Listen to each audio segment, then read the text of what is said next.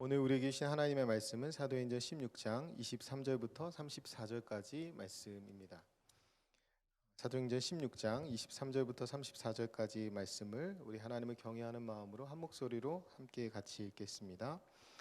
많이 친 후에 옥에 가두고 간수에게 명하여 든든히 지키라 하니 그가 이러한 명령을 받아 그들을 깊은 옥에 가두고 그 발을 착고에 든든히 채웠더니 한밤중에 바울과 실라가 기도하고 하나님을 찬송하며 죄수들이 듣더라.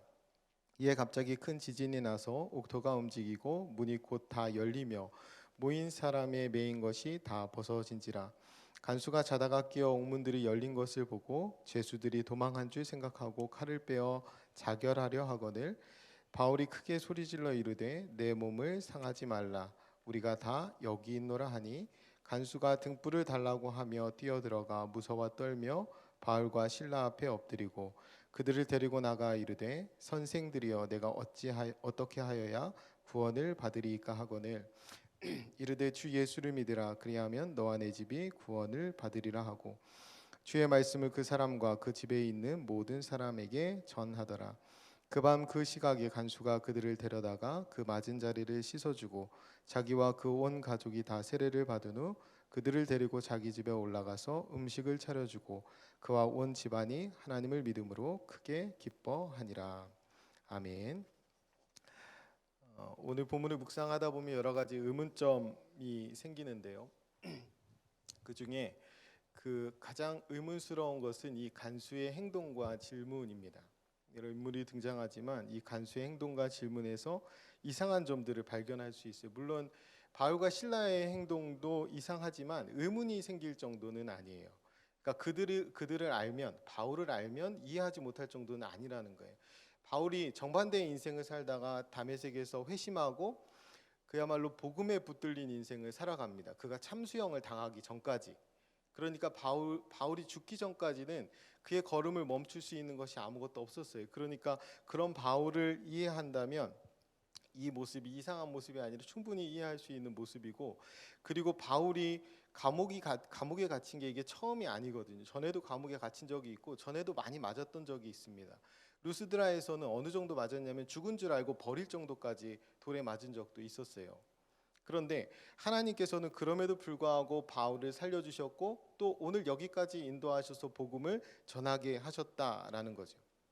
그러니까 바울과 실라가 억울하게 감옥에 갇히고 매를 맞고 감옥에 갇혀 있는 지금 그들이 하나님 앞에 한밤중에 찬송하고 기도하는 것이 그렇게 이상한 모습은 아니라는 거예요.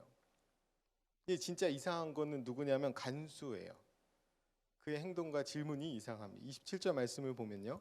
간수가 자다가 깨어 옥문들이 열린 것을 보고 죄수들이 도망한 줄 생각하고 칼을 빼어 자결하려 하거늘 이렇게 기록되어 있습니다. 그러니까 간수가 자다가 일어나서 옥문이 열려 있는 것을 보고 다 도망간 줄 알고 자기 칼을 빼서 그러니까 죄수들을 든든히 지키라고 명령을 받았잖아요. 그 명령을 이행하지 못했으니까 그가 자결하려고 했을 때 바울이 큰 외침으로 아무도 도망가지 않았다는 걸 알려줬어요. 그래 이 사실을 알게 됐을 때 그렇다면 여러분이 간수라면 뭘 해야 되겠어요? 이때 간수가 해야 될 일은 뭐냐면 이 죄수들을 다시 가두는 거예요.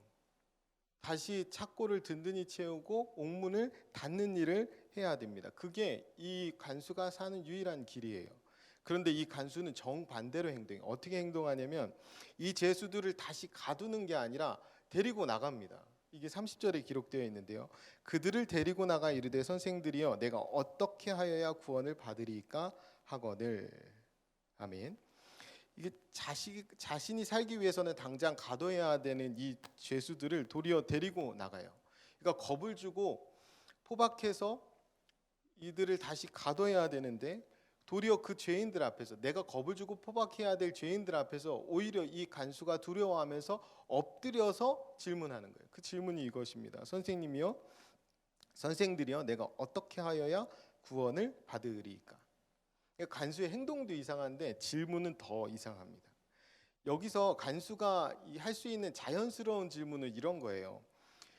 어떤 놈이 이 옥문을 부순 거냐라든지 왜 도망가지 않은 거냐라는 질문이 사실은 자연스러운 질문이에요. 그리고 사실 이런 상황이라면 질문을 하는 게 아니라 사실 인사를 해야 돼요. 자기를 살려준 거잖아요. 그러니까 고맙다는 인사는 아니더라도 최소한 안도의 한숨 정도는 내셔야 되는 겁니다. 그게 자연스러운 행동이에요. 그런데 이 간수가 구원을 질문합니다.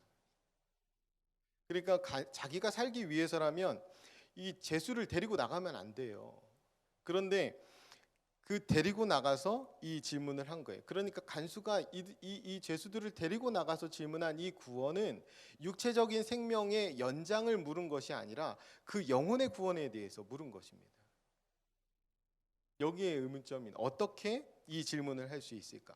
어떻게 이런 상황에서 영혼에 대한 구원의 질문을 이 바울과 실라 앞에서 이 간수가 할 수 있었던 것일까? 이것이 가장 큰 의문입니다.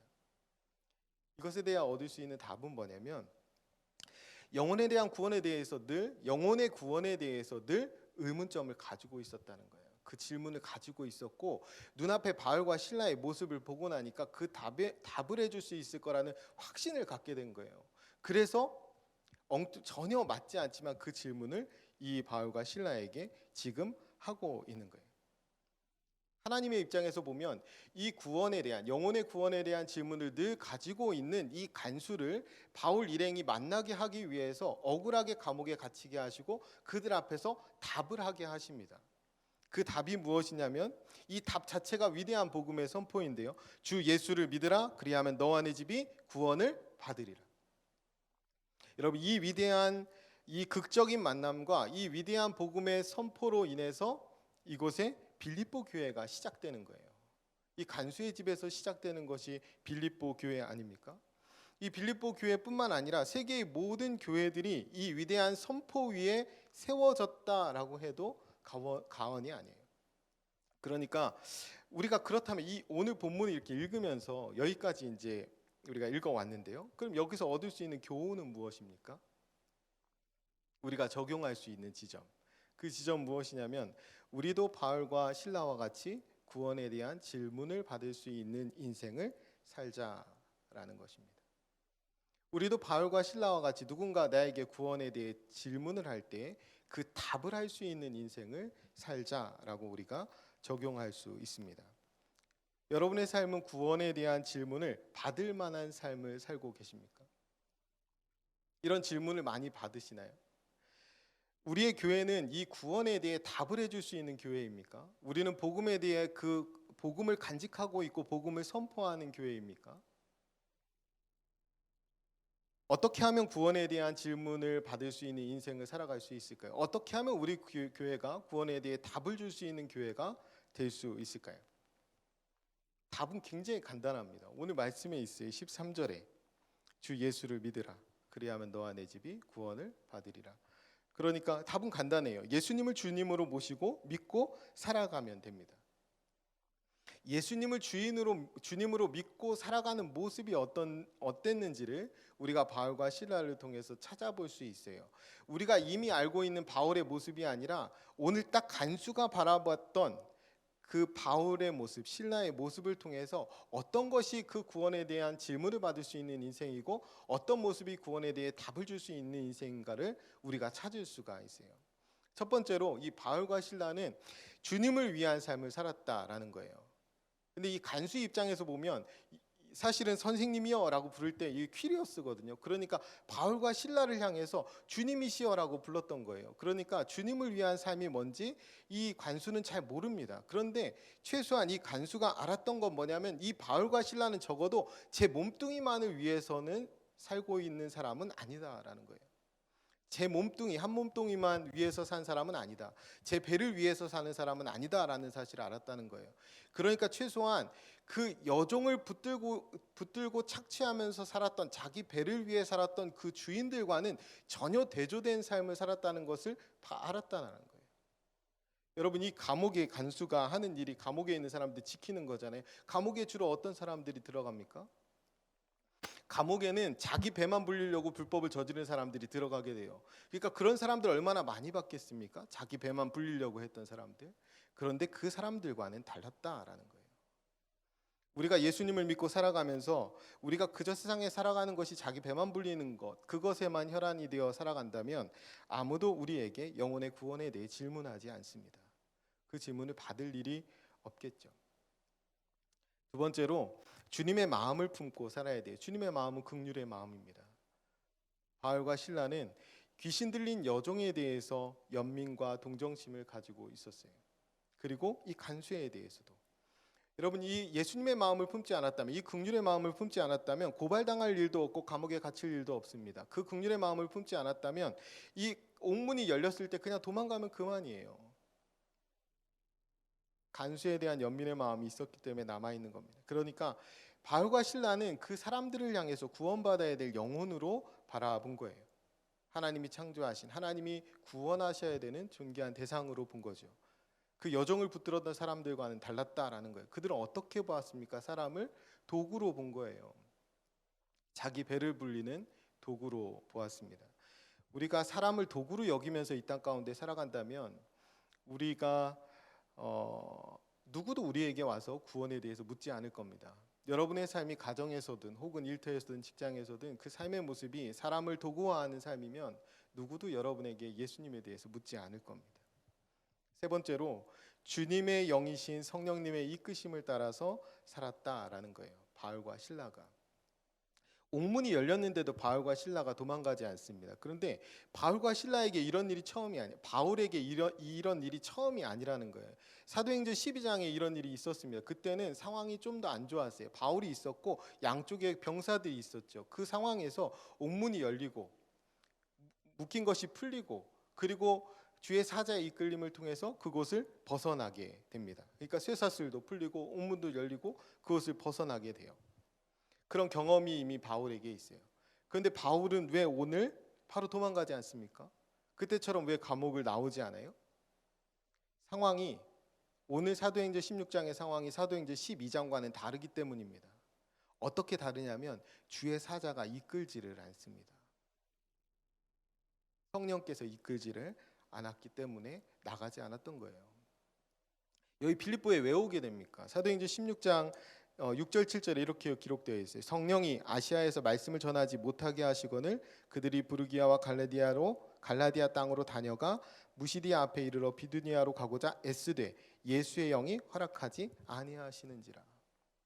여기 빌립보에 온 이유가 뭐냐면 성령이 막으셨고 그리고 예수의 영이 허락하지 않았기 때문에 처음에 바울이 가고자 원했던 곳이 아니라 성령이 이끄시는 곳에 와 있었던 거예요. 그러니까 바울은 철저히 성령님의 이끄심에 따라서 걸어왔고 또 걸어가고 있다라는 것. 그것이 가장 중요해요. 그리스도 우리가 예수를 믿는 사람의 삶의 모습에서 바울이 만약에 자신의 경험만을 믿었다면 한 번 탈옥해 봤잖아요. 하나님의 역사 가운데 똑같은 상황이거든요. 옥문이 열렸고 착고가 풀렸습니다. 옥문이 열렸고 쇠사슬이 풀렸던 12장과 똑같은 상황이에요. 자기의 경험만 믿었다면 그냥 나오면 됩니다. 그런데 자기의 경험만 믿고 경험대로 행했다면 이런 질문을 받을 일도 없고 위대한 복음을 선포할 일도 없습니다. 그가 매 순간 성령에 민감했기 때문에 이런 일들이 있었던 거예요. 우리가 예수님을 믿고 살아갈 때 가장 중요한 일은 예수의 영 성령에 민감하게 살아가는 것입니다. 그래야 우리가 구원의 도구로 쓰임 받을 수 있습니다. 그래야 우리가 구원에 대해 답을 줄 수 있는 인생을 살아갈 수 있는 거예요. 결론으로 말씀드리면 구원에 대해 질문을 받을 수 있는 인생을 살아가려면 구원에 대해 답을 할 수 있는 인생을 살아가려면 주님의 마음을 품고 주의 영이신 성령님에 이끌려서 주님을 위한 삶을 살아야 합니다. 그리고 핵심은 그런 삶을 어떻게 살아야 되냐면 기도와 찬송 가운데 감당해야 된다는 거예요. 오늘 본문에서 바울과 실라처럼 기도와 찬송 가운데. 바울과 실라가 한밤중에 기도하고 찬송하는데 어떤 찬송을 했을 것 같아요? 어떤 기도를 했을 것 같습니까?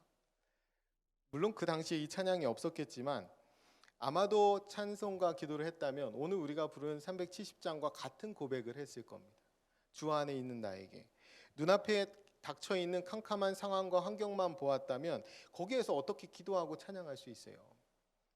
주님 안에 있기 때문에 기도하고 찬송할 수 있었던 거예요. 주님 안에 있기 때문에 두려움이 변하고 기도가 되는 것입니다. 주님 안에 있기 때문에 한숨이 변해서 노래가 될 수 있는 거예요. 바울과 실라가 왜 한밤중에 찬송과 기도를 시작했을 것 같으세요? 여기가 지금 24절에 보면 깊은 옥에 가두었다는 거예요. 그게 지하 감옥에 가뒀다는 거죠. 지하 감옥에 낮과 밤이 차이가 있습니까? 어차피 깜깜한 건 똑같잖아요. 그런데 왜 한밤중에 기도하고 찬송을 시작했을까요? 차이는 어디에 있냐면 감옥 안에 차이가 있는 게 아니라 감옥 밖에 차이가 있어요. 감옥 밖이 낮밤이 달라진, 그러니까 아무것도 보이지 않는 한밤중이 되면 이 아닌 감옥과 감옥 밖이나 차이가 없어지는 거예요. 안 보이는 게 똑같다는 거죠. 그러니까 감옥 안에 있는 자신을 발견하게 되는 것이 아니라 주님 안에 있는 자신을 발견하게 되는 거예요. 감옥 안이 중요하거나 밖이 중요한 게 아니라 주님 안에 있는 것이 중요하다는 사실을 깨닫게 되는 거예요. 그 사실을 깨달을 때 비로소 기도와 찬송이 터져 나오게 되는 것입니다. 우리가 힘든 상황에 둘러싸여 있으면 아무것도 할 수 없잖아요. 그런 경험들이 있으실 텐데, 하지만 우리가 가만히 눈을 감고 하나님을 바라보게 되면 그 하나님이 바라보이고 내가 그 하나님 안에 있다는 사실이 자각되는 순간 우리가 기도하고 찬송할 수 있게 돼요. 내가 주님 안에 있음을 깨닫게 되는 순간, 그래서 그분과 맺은 구원의 언약이 영원불변함을 우리가 깨닫게 될 때에 우리가 앞길이 아무리 멀고 험해도 주님을 따라서 그 길을 걸어갈 수 있게 되는 것입니다. 기쁨으로, 하나님이 주시는 기쁨으로 그 길을 걸어갈 수 있게 되는 거예요. 그래서 기도할 수 있고 또 노래할 수 있게 되는 것입니다. 오늘 구원을 얻은 이 빌립보 교회의 원형이 되는 간수의 집에서도 이 기쁨이 동일하게 임합니다. 그게 마지막 34절의 말씀이에요. 그가 온 집안이 하나님을 믿음으로 크게 기뻐하니라. 하나님을 믿음으로 크게 기뻐하니라. 그 누구도 그 무엇도 뺏을 수 없는 하나님으로 인해 얻는 이 기쁨, 그 기쁨을 간직하고 살아갈 수 있는 저와 여러분이 되셨으면 좋겠습니다. 그리스도 예수 안에서 그 누구도 그 무엇도 빼앗을 수 없는 그 기쁨을 누리며 오늘도 주님을 위한 삶을 하나님 앞에서 살아드리는 저와 여러분이 되시기를 간절히 축원드립니다. 기도하겠습니다. 하나님 아버지, 구원받은 저희도 바울과 실라처럼 구원에 대한 질문을 받고 또 구원에 대해 답할 수 있는 인생을 살고 싶습니다. 주님의 마음을 품고 주님의 영이신 성령님의 이끄심을 따라 주님을 위한 삶을 살게 하옵소서. 이 모든 일을 기도와 찬송 가운데 감당할 수 있도록 인도하여 주옵소서. 오늘도 주님 안에 있기에 그 누구도 그 무엇도 빼앗을 수 없는 기쁨을 누리며 주님을 위한 삶을 멋지게 살아드릴 수 있도록 성령님 우리를 인도해 주옵소서. 함께 해 주실 것을 믿으며 살아계신 예수님의 이름으로 기도드립니다. 아멘.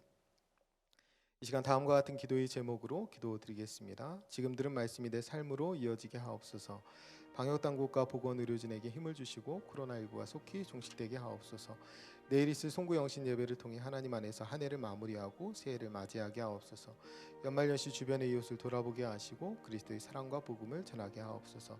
2022년 정월 말씀 사경회에 큰 은혜를 주옵소서. 공동의 기도문과 여러분의 기도 제목에 따라 기도하시다가 삶의 자리로 나아가시겠습니다. 다 같이 통성으로 기도하겠습니다. 참 좋으신 아버지 하나님 감사합니다. 하나님 오늘도 주님 앞에서 거룩한 한 달을 시작할 수 있도록 인도하여 주시니 감사합니다. 하나님이 허락하신 시간 가운데 하나님이 원하시는 삶을 살아드릴 수 있도록 우리 걸음을 인도하여 주시옵소서. 하나님 우리가 구원에 대한 질문을 받고 또 구원에 대해 답을 할 수 있는 인생을 살아가기 원합니다. 하나님 바울과 실라가 그려야 했던 것처럼 우리가 말뿐인 인생이 아니라 삶이 변화된 인생을 주님 앞에 살아갈 수 있도록 주님 인도하여 주옵소서. 저희를 붙들어 하나님의 거룩한 도구로 사용하여 주시되 우리가 바울과 실라가 그려야 했던 것처럼 복음에 붙들려서 하나님을 위한 삶을 살아드리는 저희 모두가 될 수 있도록 주님 인도하여 주옵소서. 우리가 주님을 믿는다 하면서도 자기 배만 불리는데 혈안이 되어 살아가는 어리석은 인생 살지 않도록